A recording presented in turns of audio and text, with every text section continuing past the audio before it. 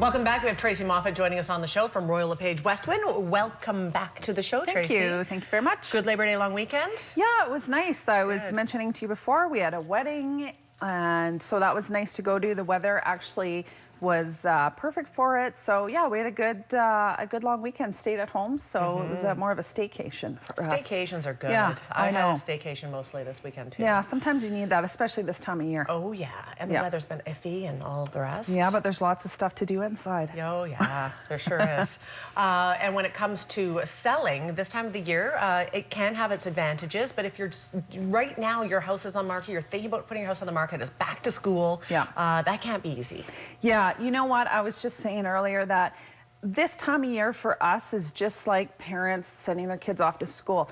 It gets busy. Today, Tuesday after the long weekend, the phones are being going crazy. People are slowly getting into a routine.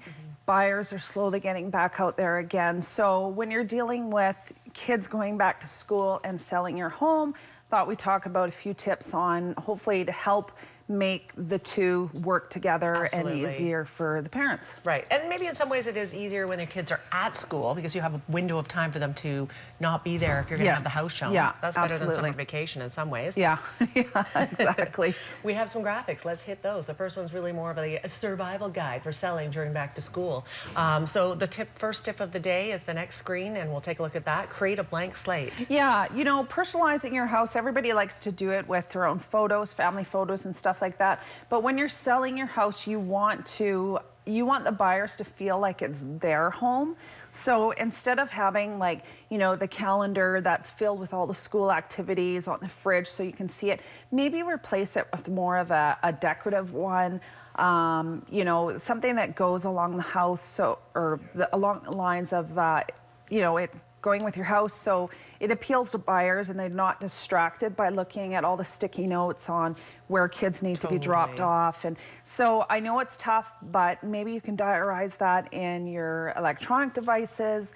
Again, taking that personal stuff out of your house and making it more like a show home, a little more generic, so people can visualize their stuff in your home. Yeah, and it's not cluttered. Yeah. Tip number 2. Boxing things up. So again, you know, there's things that you can buy, like decorative boxes that could double as furniture, where you can throw stuff into.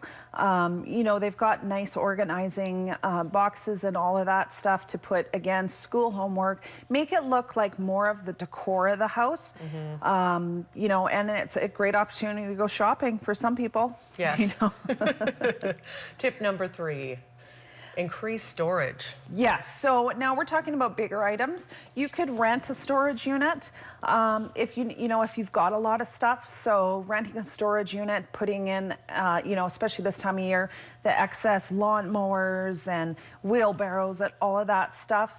Again, just out of sight, out of the mind of a potential buyer, again, so they can, you know, like look at the yard, see how the potential, how big it is, as opposed to bikes and scooters and lawnmowers and all of that kind of stuff. So some people do, and if you need to, go rent a storage unit. It's not that expensive. Or you can have those go boxes come to your house. You can fill it up, they take it away. And nothing tells buyers that you're motivated to sell more than when they see stuff like that, or they see stuff already in boxes, and they'll come in and go, oh, well, these guys are, they're ready to go. They're ready to go. They must, you know, be willing to negotiate. Sure. We have a minute, so let's go to tip number 4. Tip number 4, being prepared. Don't, you know, when we call, sometimes we don't give you the best advance notice. Sometimes you go in an hour or 2. So preparing a checklist on stuff that you can do around the house really quickly. You know, and doing stuff the night before. I tell people, do it before you go to bed, because sometimes you'll get that call at 9 o'clock in the morning. You've got kids going in all different kinds of direction. But if you tidy up the night before you go to bed, it makes tidying your house up for that showing a lot less hectic with the kids and the dogs and the backpacks and all that stuff. So just being prepared and, you know, tidying. And I think on any occasion it's good to do that. I remember a couple of times when my house was shown, they're like, they'd like to come in 20 minutes. Yes. 20 minutes? Yeah, it doesn't happen often, but it does happen. It can happen. And, you know, in the market, you want to be as prepared as possible. Totally. Okay, tip number 5, I think we have that for the screen, have an escape plan. Yeah, so if you've got, you know, that short notice phone call, Have places that you can go to on quick notice that you can take the kids to. You know, if the kids have got homework, it's a great place for them to maybe do their homework, go to a park, go to the library. Maybe they need to get caught up on reading, take the dog out for a walk. Have these places in place so that if you get called, you can throw everybody in the vehicle and go. Absolutely. Anything else? Are there any more tips? Yes, the last little tip that I have that is I think is brilliant is when in doubt, throw it in the trunk. If you got no place, to put this stuff. Not a bad idea. Yeah, if you got no place to put this stuff, you don't have time, throw it in the trunk of your car and take off. So we don't mean your children. No, we mean your things. Yeah, the excess stuff in your house. So just throw everything in the trunk, go, come back, and then you can reorganize it. Awesome, Tracy. So, Great tips today. Thank you for being here. You're welcome. Thanks. Any questions for Tracy? If you're looking for a realtor, she is a great go-to. TracyMoffett.com. Phone number on the screen as well. We're back in 2 minutes. Stay with us.